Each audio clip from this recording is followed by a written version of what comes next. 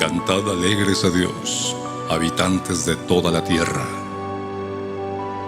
Servid a Jehová con alegría, venid ante su presencia con regocijo. Reconoced que Jehová es Dios. Él nos hizo, y no nosotros a nosotros mismos. Pueblo suyo somos, y ovejas de su prado.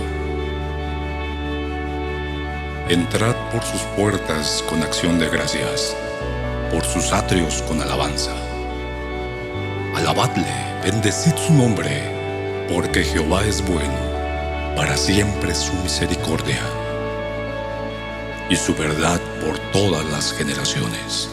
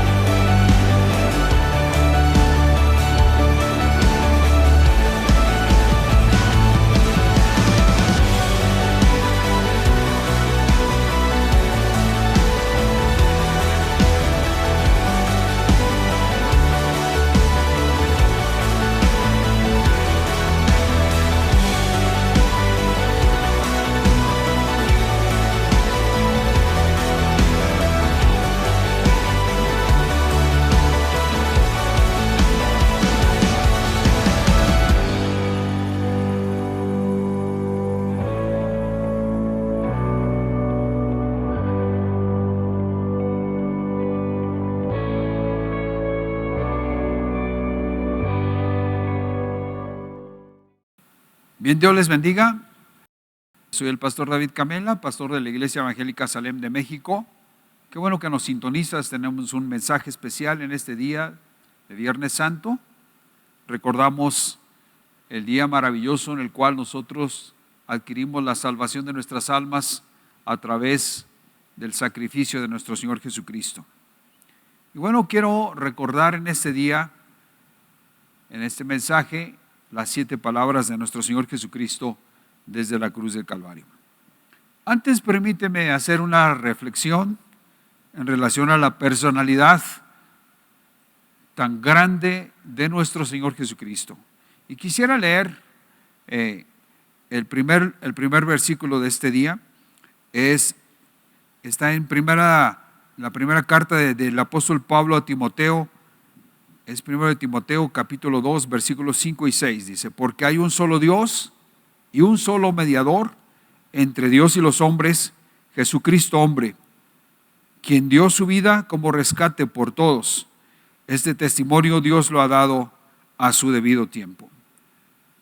Y quisiera pasar a leer esta reflexión en relación a la personalidad de nuestro Señor Jesucristo. Y quiero leerla. Dice: como hombre Jesús fue el rey de los hombres. No hay palabra que pueda descifrar ese carácter en que se unían perfectamente, formando un conjunto maravillosamente armónico. Tanta firmeza y dulzura, tanta santidad y caridad, tanto entusiasmo y sosiego, tanta dignidad y humildad, tanto amor, en fin, para con Dios y para con el hombre. Nada en él sobraba, nada tampoco le faltaba. El mundo nunca había producido ni aún concebido un carácter semejante. Y la pintura que de él hacen los evangelios es una prueba de su divinidad. Los fieles y los infieles no pueden invalidarlo. Si pudiéramos juntar a toda la especie humana de todas las razas y lenguas para ver al Redentor crucificado tal cual es y compararlo a él con los demás nobles bienhechores de la tierra, no habría más que una sola voz entre toda esa inmensa muchedumbre: Jesucristo. Toda corona de gloria y todo tributo de alabanza se le daría a él como el único ser digno de tales honores. Y por esto, y por sus propias y repetidas declaraciones, por sus incontables y estupendos milagros, por los sacrificios que hizo y por los beneficios que de él hemos recibido, su nombre será por siempre celebrado, por cuanto él ha sido el amigo del hombre y el cordero sacrificado por nosotros. Pero la aseveración absoluta de su naturaleza divina ha sido tan clara y plenamente asegurada como la de su naturaleza misma. Y de los ángeles que obedecían a la voz de su mandato, y de los demonios mismos que sentían su poder, y la del Padre Celestial, quien mismo dijo: este es mi Hijo amado, en el cual tomo contentamiento, a él oíd. Jesucristo se levanta como el hombre más grande de la tierra, y en este día vamos a recordar lo que nuestro Señor Jesucristo hizo en la cruz del Calvario por nosotros. Quiero recordarles que después de haber cenado nuestro Señor Jesucristo con sus discípulos, se dirige al bosque de Getsemaní para hacer una oración. Él sabía que era el último día que estaba viviendo y que iba a entregar su cuerpo, su alma, su espíritu por la humanidad. Y se dirige al Getsemaní juntamente con sus apóstoles. Dice aquí: luego fue Jesús con sus discípulos a un lugar llamado Getsemaní y les dijo: siéntense aquí mientras yo voy más allá a orar. Se llevó a Pedro y a los dos hijos de Zebedeo y comenzó a sentirse triste y angustiado. Él era tal la angustia que lo invadía, que confesó, dice: es tal la angustia que me invade que me siento morir. Les dijo: quédense aquí y manténganse despiertos conmigo. Y yendo un poco más allá, se postró sobre su rostro y oró: Padre mío, si es posible, no me hagas beber este trago amargo, pero no sea lo que yo quiero, sino lo que tú quieres. Vino otra vez y los halló durmiendo, porque los ojos de ellos estaban cargados de sueño. Y dejándolos se fue de nuevo y oró por tercera vez diciendo las mismas palabras.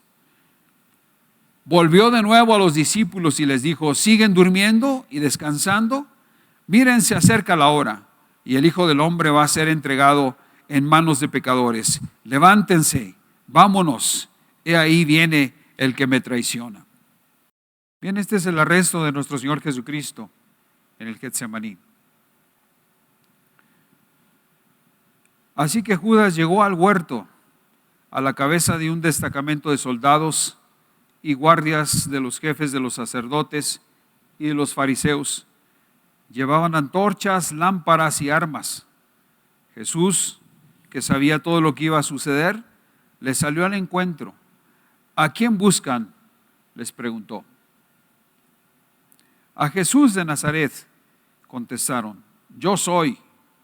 Judas el traidor estaba con ellos. Cuando Jesús les dijo: yo soy, dieron un paso atrás y se desplomaron. ¿A quién buscan?, volvió a preguntarles Jesús.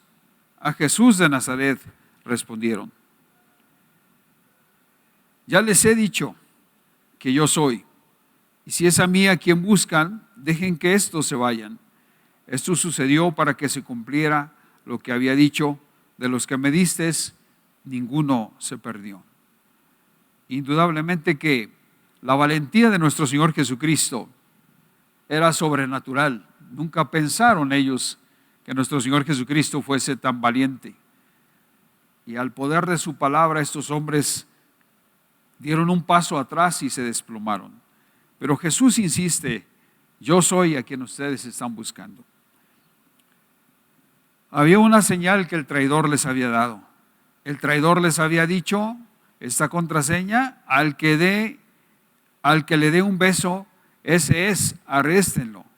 Enseguida Judas se acercó a Jesús y lo saludó. Rabí, le dijo, y lo besó, y prendieron a Jesús. Jesús dijo: yo soy, en esa noche. Y es que ese era su nombre, ese es su nombre más bien. Jesús demuestra que está dispuesto a entregarse, pues bien pudiera haber dicho: yo soy Jesús de Belén. Sin embargo, acepta el oprobio que le imputan en esa noche al decir: yo soy de Nazaret. y dice, yo soy. Con ellos nos enseñaba a reconocerle y a confesarle. Y bueno, también esta respuesta es muy profunda. Nuestro Señor Jesucristo responde, yo soy, dice. También debemos reconocer que ese es su nombre. Nuestro Señor no es pasado ni es futuro, más bien es un presente constante desde la eternidad. Yo soy, ese es su nombre. En una ocasión Moisés en el desierto recibe la indicación de parte del Señor para ir a sacar al pueblo de Israel que estaba esclavizado ahí en Egipto. Y Moisés le pregunta a Dios, bien, voy a ir al pueblo y voy a decirles que tenemos que salir de aquí, de la esclavitud de Egipto, pero me van a preguntar cuál es su nombre. Y entonces el Señor le dice, yo soy el que soy. Eso lo encontramos en Éxodo capítulo 3, versículo 14. Yo soy el que soy, respondió Dios a Moisés. Y esto es lo que tienes que decirles a los israelitas. Yo soy, me ha enviado a ustedes. Simón Pedro, que tenía una espada, la desenfundó e hirió al siervo del sumo sacerdote, cortándole la oreja derecha. El siervo se llamaba Malco. Vuelve esa espada a su funda, le ordenó Jesús a Pedro. ¿Acaso no he de beber el trago amargo que el Padre me da a beber? Indudablemente que Pedro estaba indignado por lo que estaba viviendo y quiso defender a su maestro. A veces nosotros queremos defender el Evangelio con una forma humana, pero debemos de entender que el Evangelio, Dios es el que se encarga de defenderlo. Y en esa ocasión Pedro recibe de alguna manera esta exhortación a guardar su arma. El Evangelio de nuestro Señor Jesucristo se defiende desde el cielo. Nosotros no tenemos por qué usar armas para defenderlo. En esta noche, esa fue la indicación que nuestro Señor Jesucristo le dio a Pedro. Entonces los soldados, como sigue el relato bíblico, su comandante y los guardias de los judíos arrestaron a Jesús y lo ataron. Quiero de alguna manera hacerles pensar a ustedes qué ridículos de alguna manera a veces hacen los hombres en este día. ¿Cómo van a atar las manos de nuestro Señor Jesucristo? Nuestro Señor Jesucristo es quien formó el mundo, quien hizo el universo. La verdad, nosotros podemos ver en esta ocasión una gran condescendencia de parte de Dios hacia los hombres. Él permitió que sus manos fuesen atadas. Nadie puede atar las manos de Dios. Sin embargo, esto sucedió para nuestro beneficio. Cuánto amor indudablemente tenía Dios por la humanidad al soportar todo este tipo de atrevimientos de los hombres. Jesucristo es atado en el Getsemaní y es llevado a la casa de Anás. Anás ni siquiera era el sumo sacerdote. Anás era el padre de varios sacerdotes. Él fue sumo sacerdote. Todos sus hijos fueron sacerdotes. Y cuando ya no tenía hijos más a quien poner en ese emporio que él había formado, entonces nombró a su yerno como sumo sacerdote. ¿Por qué Jesús fue llevado a la casa de Anás? La respuesta es porque le querían llevar un regalo al poder tras el trono. Y Anás, aunque no era en su momento nombrado como el sumo sacerdote, él era el que ponía a los sacerdotes en el templo de Jerusalén. Anás había hecho, como repito, un emporio, había hecho de alguna manera un monopolio de ese poder religioso en Jerusalén. Y entonces Jesús es llevado a la casa de Anás. Y Anás empieza a interrogar a Jesús. Dice, lo llevaron primero a Anás, que era suegro de Caifás, quien era realmente el sumo sacerdote de aquel año. Mientras tanto, el sumo sacerdote, aquí debe interpretarse como Anás, interrogaba a Jesús acerca de sus discípulos y de sus enseñanzas. Entonces Jesús le responde, yo he hablado abiertamente al mundo, respondió Jesús. Siempre he enseñado en las sinagogas y en el templo, donde se congregan todos los judíos. En secreto no he dicho nada. Cuando él estaba diciendo esto, dice, ¿por qué me interrogas a mí? Jesús le recuerda, le dice, interroga a los que me han oído hablar. Ellos deben saber lo que dije. Apenas dijo esto y uno de los guardias que estaba ahí cerca de él le dio una bofetada y le dijo, ¿así contestas al sumo sacerdote? Nuestro Señor Jesucristo solamente se volteó y le dijo, si he dicho algo malo, replicó Jesús, demuéstramelo. Pero si lo que dije es correcto, ¿por qué me pegas? Entonces Anás lo envió todavía atado a Caifás, que era el sumo sacerdote. Nuestro Señor Jesucristo empezó a sufrir todo este tipo de vejaciones. Pero mientras es interrogado ahí con Anás, sucede algo que la historia bíblica lo registra. Lo registra como la negación de Pedro. Mientras está interrogando a Jesús ahí frente a Anás, Pedro en el patio de este sacerdote empieza a negar a nuestro Señor Jesucristo. Y ese relato triste lo mencionamos en este día. Dice, mientras llevaban a cabo este interrogatorio en la casa del sacerdote Anás, Pedro, presionado con profundo dolor, niega a su maestro. Mientras Pedro estaba abajo en el patio, pasó una de las criadas del sumo sacerdote. Cuando vio a Pedro calentándose, se fijó en él.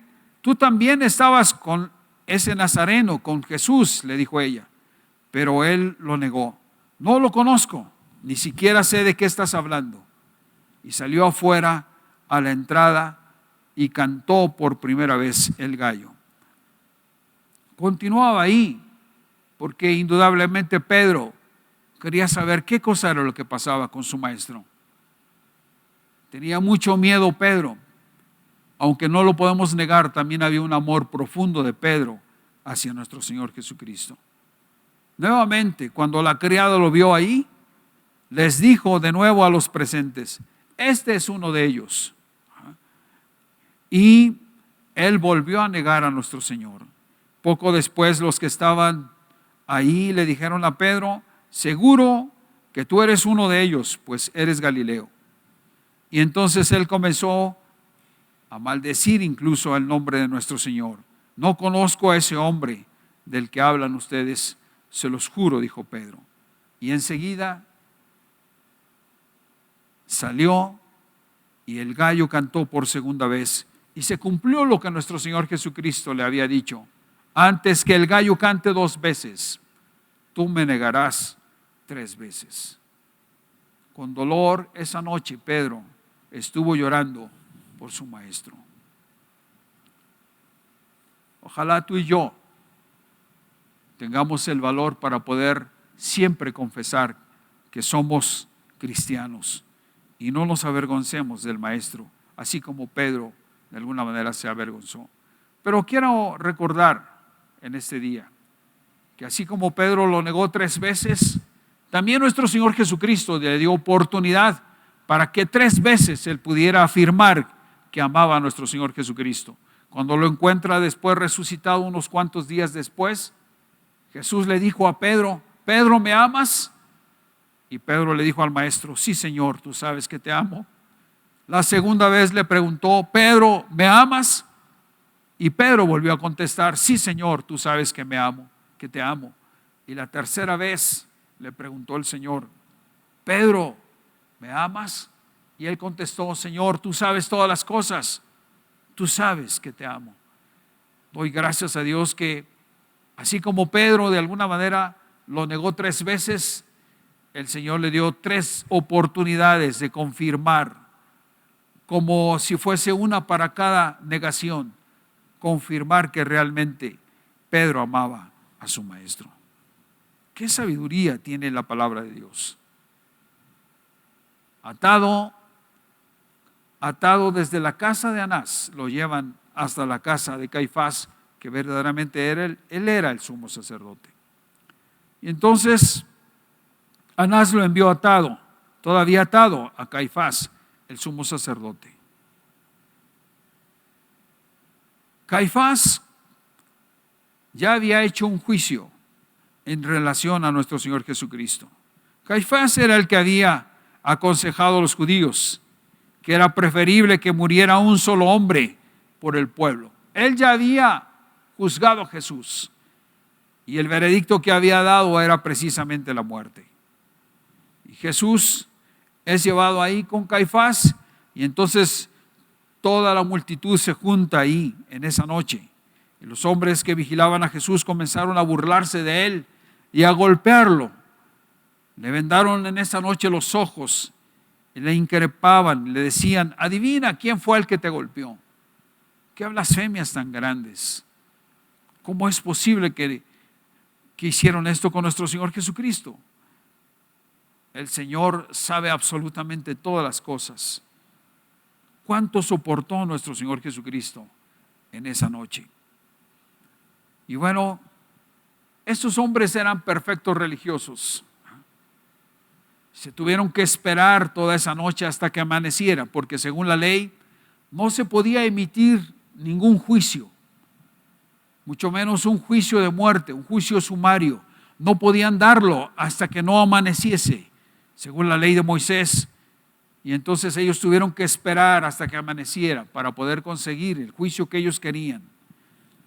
Y entonces juntan a todo el Sanedrín, juntan a todos los sumos sacerdotes, al sumo sacerdote, están los fariseos, los saduceos, los profetas y todos los que ellos componían el Sanedrín. Y entonces hacen un juicio a Jesús. Dice: al amanecer se reunieron los ancianos del pueblo, todos los jefes de los sacerdotes, como los maestros de la ley, e hicieron comparecer a Jesús ante el consejo. E insistían en hallar el motivo preciso para poder darle muerte a nuestro Señor Jesucristo. Y bueno, cabe mencionar que ellos encontraron la llave perfecta, por así decir, para poder abrir el motivo de su acusación. Y entonces empiezan a acosar a Jesús. Sabían que Jesús no podía decir ninguna mentira e insisten en él. ¿Es el Cristo? Dínoslo, le exigieron. Jesús les contó: si se lo dijera a ustedes, no me lo creerían. Y si les hiciera preguntas, no me contestarían. Pero ahora, de ahora en adelante, el Hijo del Hombre estará sentado a la derecha del Dios Todopoderoso. ¿Eres tú entonces el Hijo de Dios?, le preguntaron a una voz. Y Jesús contesta: ustedes mismos lo dicen. Jesús no podía decir mentiras. Parece ser que por la ayuda del enemigo ellos encontraron la llave perfecta para poder abrir esa confesión de parte de nuestro Señor Jesucristo. Y Él confiesa lo que Él sabía, que Él era el Hijo de Dios. Cuando ellos escucharon esto, entonces se desgarraron las vestiduras ahí y lo declaran entonces como culpable de blasfemia. Y esta acusación era muy grave porque la blasfemia se castigaba con la muerte según la ley de Moisés. Dice el versículo de Lucas 22:71, dice: ¿para qué necesitamos más testimonios? Resolvieron: acabamos de oírlo de sus propios labios. Entonces es acusado de muerte. Quiero antes comentar esto. Los religiosos de su época no podían dar muerte a nadie. Roma se los había prohibido, así es de que ellos no podían darle muerte a nuestro Señor Jesucristo. Si Roma no se los hubiera prohibido, probablemente ellos lo hubieran matado. Pero necesitaban entonces la autorización de Roma para poder darle muerte a Jesús. Así es de que, como ellos estaban imposibilitados para darle muerte a nuestro Señor Jesucristo, lo tuvieron que llevar ante la autoridad civil. Les quiero recordar, nuestro Señor Jesucristo para entonces ya llevaba 3 juicios. El primero fue ante Anás, el segundo fue ante Caifás, el tercero fue ante el Sanedrín. 3 juicios. Y Jesús mantiene su integridad. No pudieron achacarle ningún delito a nuestro Señor Jesucristo. Entonces ahora inicia el juicio de Jesús ante la autoridad civil. Ante la autoridad religiosa no pudieron negar Jesucristo era inocente. Entonces lo llevan ahora ante la autoridad civil y lo llevan entonces ante Pilato. Jesús ante Pilato entonces inicia un nuevo juicio, que es el juicio de la autoridad civil que tenía el pueblo de Israel. Dice, así que la asamblea en pleno se levantó y lo llevaron a Pilato y comenzaron las acusaciones con estas palabras. Hemos descubierto que este hombre está agitando nuestra nación y se opone al pago de impuestos al emperador y afirma que él es el Cristo, un rey. ¿Se fijan ustedes cuál es el sesgo? No lo pueden acusar de blasfemia frente a Pilato. Entonces ellos inventan que Jesús está prohibiendo pagar el impuesto al emperador de Roma y que también se está de alguna manera nombrando el emperador. Él es un rey. ¿Sí? Estas son las acusaciones que llevan ante Pilato. Tienen que encontrar la forma de que Pilato lo acuse y le dé muerte a nuestro Señor Jesucristo. Pilato le preguntó a Jesús, ¿eres tú rey de los judíos? Tú mismo lo dices, respondió Jesús. Entonces Pilato declaró a los jefes de los sacerdotes y a las multitudes que estaban ahí, no encuentro a este hombre culpable de nada. Pilato no encontraba ninguna culpa para poder darle muerte que exigían estos religiosos ahí ante Pilato. Entonces insisten ahí. Ellos están ahí, dice, insistiendo con sus enseñanzas, agita al pueblo, dicen ellos, por toda Judea. Comenzó en Galilea y ha llegado hasta aquí. Quieren conseguir la acusación de la crucifixión de nuestro Señor Jesucristo. Como Pilato escucha que empezó en Galilea, entonces se da cuenta que puede haber un escape para no tener culpa en esta falsa acusación. Dice la palabra de Dios en Lucas 23:6, al oír esto, Pilato preguntó si el hombre era Galileo. Cuando se enteró de que pertenecía a la jurisdicción de Herodes, se lo mandó a él, ya que en aquellos días también Herodes estaba en Jerusalén. Probablemente Pilato ha de haber dicho, tengo una salida de escape. Voy a mandárselo a Herodes para que lo castigue él y para que lo condene él. Y me voy a hacer libre de esta causa. Pero cuando llegó Jesús con Herodes, Herodes también juzga a Jesús. Y empieza de alguna manera Herodes a tratar de jugar con nuestro Señor Jesucristo. Le dio mucho gusto a Herodes ver a Jesús. Tenía ya curiosidad por lo que vemos en la Escritura de conocer a Jesús. Y entonces dice aquí la palabra de Dios que al ver a Jesús, Herodes se puso muy contento. Hacía tiempo que quería ver a Jesús. Quería de alguna manera entretenerse un poco Herodes. Quería que Jesús hiciera algún milagro en su presencia y lo empieza a presionar y le empieza a preguntar, ¿de dónde viene tu poder?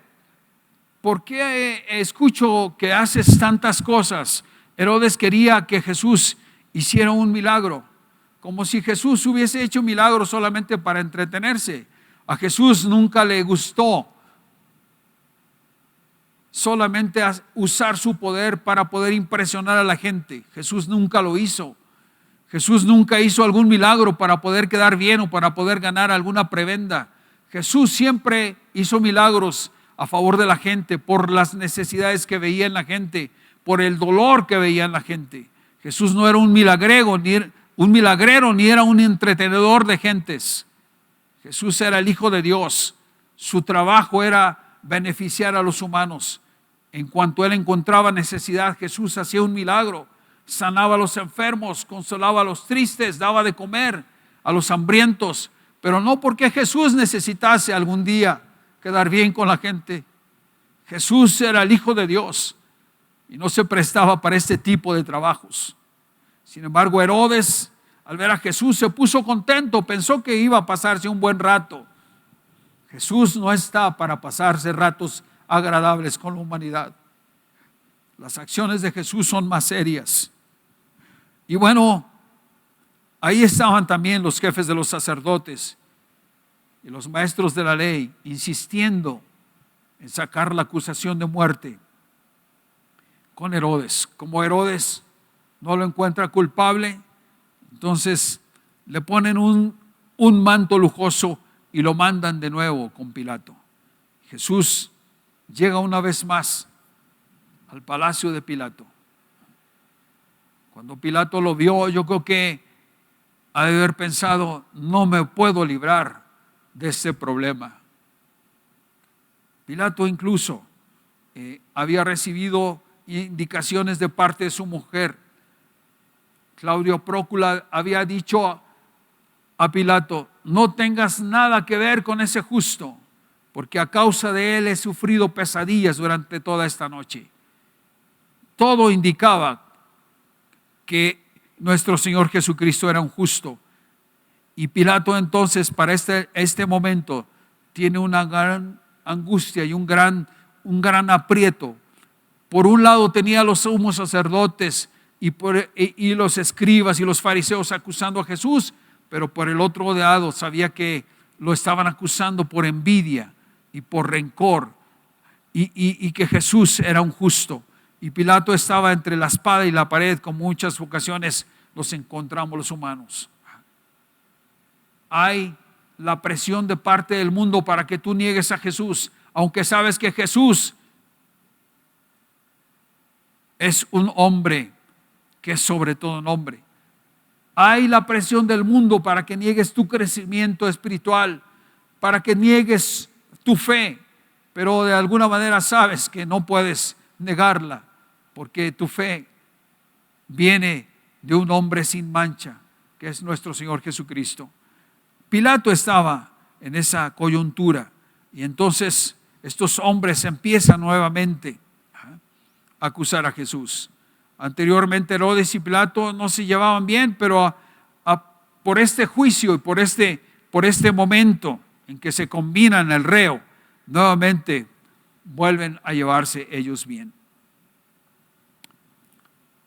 Él les dice, Pilato les dice, ustedes me trajeron a este hombre acusado de fomentar la rebelión entre el pueblo, pero resulta que lo he interrogado delante de ustedes sin encontrar que sea culpable de lo que ustedes lo acusan. Y es claro que tampoco Herodes lo ha juzgado culpable, puesto que nos lo ha devuelto. Como pueden ver, no ha cometido ningún delito que merezca la muerte. Así que le daré una paliza y después lo soltaré. Entonces, Pilato entrega a nuestro Señor Jesucristo para ser azotado. En todas las construcciones del Imperio Romano se fabricaba una columna de concreto en el patio de cada una de sus fortalezas, en cada uno de esos pretorios que le llamaban. Ellos colaban una columna de concreto y encima ponían unas agarraderas para sujetar a los reos y azotarlos en el patio de cada uno de estos pretorios. Hasta la fecha existen vestigios de este tipo de castigos que ellos hicieron durante su imperio. Jesús es sujeto en una columna de estas, en el pretorio de Poncio Pilato, y empieza a ser desfigurado por los romanos. Isaías 53 ya lo había profetizado 700 años antes. El profeta Isaías había hablado ya de Jesús y del martirio que iba a recibir en esta ocasión. Isaías 53:3 dice: despreciado y rechazado por los hombres, varón de dolores dolores, hecho por el sufrimiento, para el sufrimiento. Todos evitaban mirarlo. Fue despreciado y aún no lo estimamos. Jesucristo es golpeado en el pretorio de los romanos. Se turnaban estos hombres. Por lo regular eran 2 verdugos los que eran elegidos para golpear. Cuando se cansaba uno, entonces continuaba el otro. Elegían sus látigos hechos con cuerdas de cuero, a los que tejían navajas, a los que tejían metales filosos o pedazos de huesos, para poder tratar de infringir en el reo el mayor castigo posible. Competían entre ellos para poder castigar a sus reos, infringiendo el mayor dolor posible, arrancando tejidos. Y podemos nosotros ver cómo castigaron a Jesús, cómo lo estuvieron azotando estos hombres ahí. Isaías 53 dice: ciertamente Él cargó con nuestras enfermedades y soportó nuestros dolores, pero nosotros lo consideramos herido, golpeado por Dios y humillado. 700 años antes, Isaías había hablado de estas cosas. Él fue traspasado por nuestras rebeliones y molido por nuestras iniquidades. Sobre Él recayó el castigo, precio de nuestra paz, y gracias a sus heridas fuimos sanados. Todos andábamos perdidos, dijo el profeta Isaías, como ovejas, cada uno seguía su propio camino, pero el Señor hizo recaer sobre Él la iniquidad de todos nosotros. Continúa Isaías diciendo: maltratado y humillado, ni siquiera abrió su boca, como cordero fue llevado al matadero, como oveja enmudeció ante su trasquilador, y ni siquiera abrió su boca. Jesucristo fue masacrado en esa ocasión en el pretorio de Poncio Pilato. Todo lo que nuestro Señor Jesucristo sufrió, lo hizo por nuestra salvación. El castigo que nosotros merecíamos, lo recibió nuestro Señor Jesucristo. Las primeras gotas de sangre que cayeron de nuestro Señor Jesucristo fue precisamente con los romanos, con los enemigos, los eternos enemigos de la iglesia evangélica. Recibieron ellos las primeras gotas de nuestro Señor Jesucristo. Jesús fue golpeado casi hasta la muerte. Después de aprenderlo y juzgarlo, le dieron muerte. Nadie se preocupó de su descendencia. Fue arrancado de la tierra de los vivientes y golpeado por la transgresión de mi pueblo, había dicho Isaías 53. Jesucristo es llevado ante Pilato. Los soldados ya habían tejido una corona de espinas que sumieron en la cabeza de Jesús, y a modo de burla le pusieron un manto de color púrpura. Esos mantos eran carísimos y estaban destinados para la gente de la realeza, para la gente de grandes honores. En una burla lo pusieron sobre el cuerpo de nuestro Señor Jesucristo. Masacrado, humillado, golpeado, nuestro Señor Jesucristo se burlan de lo que Él de alguna manera había dicho, que era el Hijo de Dios, y se consideraba entonces como un rey. ¿Cuántos hasta la fecha se burlan de nuestro Señor Jesucristo? Son capaces de ver cualquier cosa sin tener ninguna precaución por considerar a nuestro Señor Jesucristo en toda su majestad como Él la merece. ¿Cuántos de los que asisten a las iglesias están acostumbrados a los servicios, a las ceremonias, a las canciones, que para ellos es como si no fuese nada? ¿Cuántos desprecian la dignidad de nuestro Señor Jesucristo en las iglesias? En este tiempo en que estamos en cuarentena y en que nuestra humanidad está amenazada en el mundo, a lo mejor algunos de ellos recuerdan los servicios tan monótonos, tan largos y tan fastidiosos como alguna ocasión les parecía. Así Jesús fue puesto en humillación y en desprecio en esta ocasión. Y le pusieron, como dice estos versículos, un manto que solamente se le ponía a los reyes. Pero no porque realmente estuvieran preocupados por darle honores como tal, sino por burlarse de nuestro Señor Jesucristo. Aparece juntamente con Poncio Pilato. Poncio Pilato también traía sus ropas de color púrpura. Poncio, por la dignidad que él tenía. ¿Cuántas más dignidad tenía nuestro Señor Jesucristo en ese momento? Sin embargo, los hombres no fueron capaces de verla ni distinguirla en su momento. Y pasa lo mismo en la actualidad. ¿Cuántos hombres están dispuestos a ver el discurso de la reina de Inglaterra o el discurso de cualquier presidente de una nación importante? ¿Y cuánta mayor atención ponen a ellos? ¿Y cuán poca atención ponen a nuestro Señor Jesucristo? Ojalá tú y yo, cada vez que abramos la Biblia, que es la palabra del Señor, le demos la importancia y la dignidad que requiere su palabra. Nuestro Señor Jesucristo está ahí enfrente, juntamente con Poncio Pilato. Y Pilato vuelve a decirles: aquí lo tienen. Lo he sacado para que sepan que no lo encuentro culpable de nada. Cuando salió Jesús, llevaba puesta la corona de espinas y el manto de color púrpura. Aquí tienen al hombre, les dijo. No encuentro ninguna culpa en él. Sin embargo, toda esta multitud enfrenecida quería más sangre todavía y no era capaz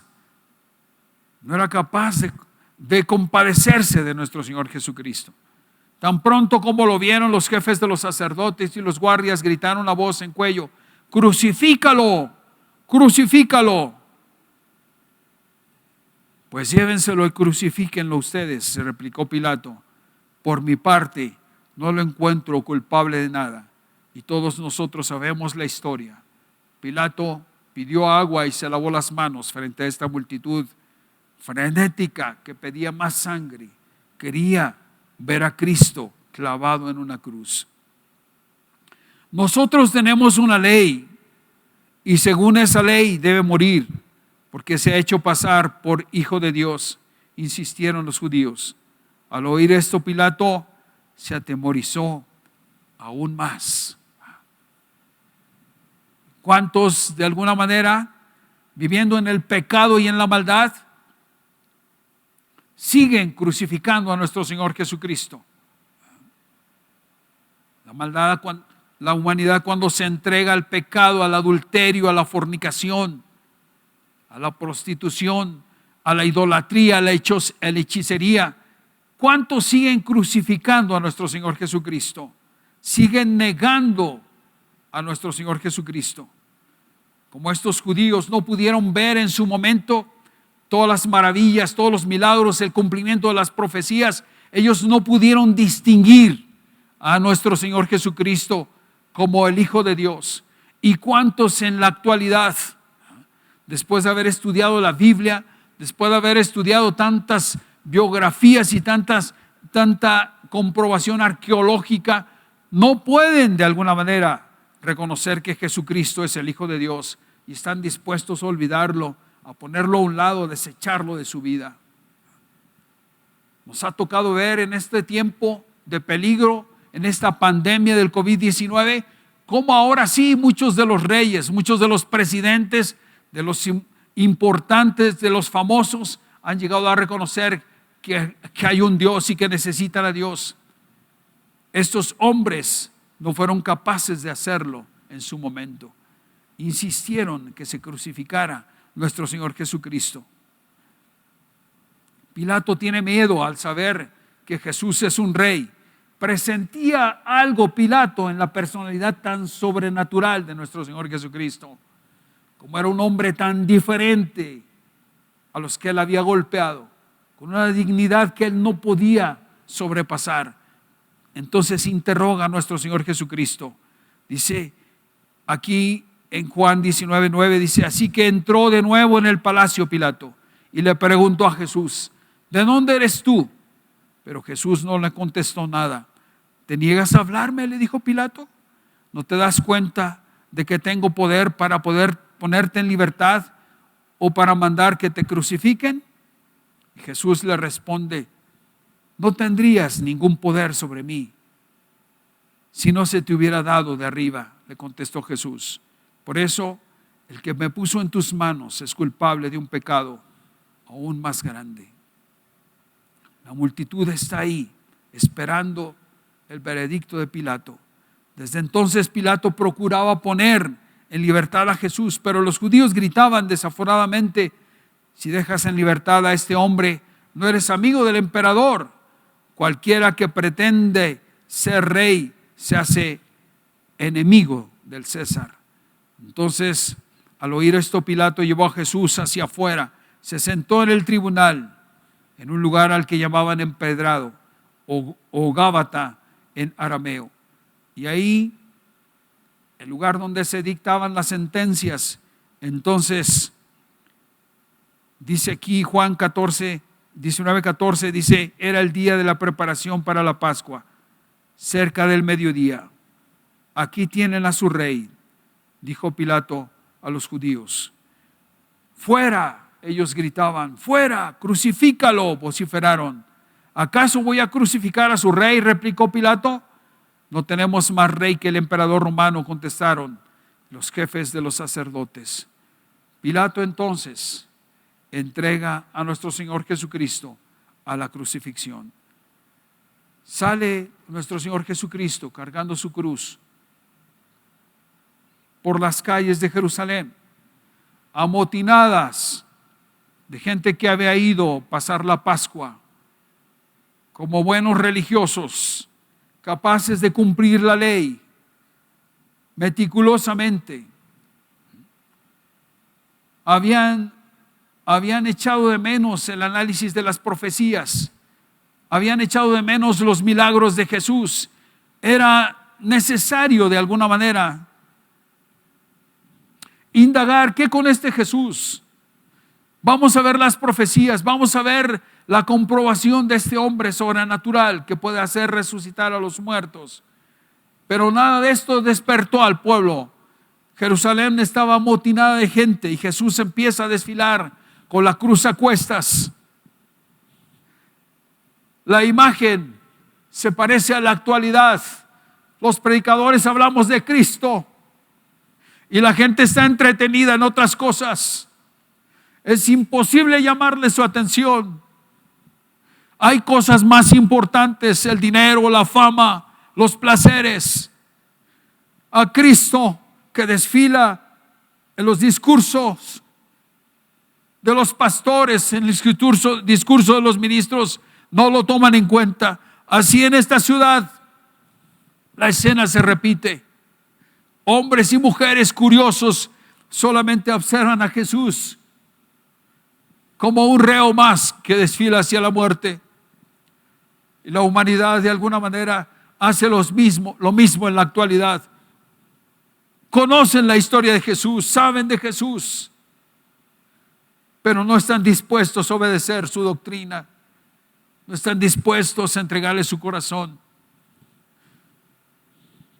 Están las calles ahí de Jerusalén hasta la actualidad conocidas como la Vía Dolorosa, donde se supone Jesucristo cargó su cruz hasta el Gólgota. Jesús es golpeado durante todo este trayecto y lo hacen cargar su cruz. Pilato se los entrega para que los crucifiquen y los soldados se lo llevaron. Jesús salió cargando su propia cruz hacia el lugar de la calavera, que en arameo se llama el Gólgota. Lo crucificaron y con él a otros dos, uno a cada lado y Jesús en medio. Pilato mandó que se pusiera sobre la cruz un letrero en el que estuviera escrito: Jesús de Nazaret, Rey de los judíos. En cada cruz de cada acusado se ponía la causa de su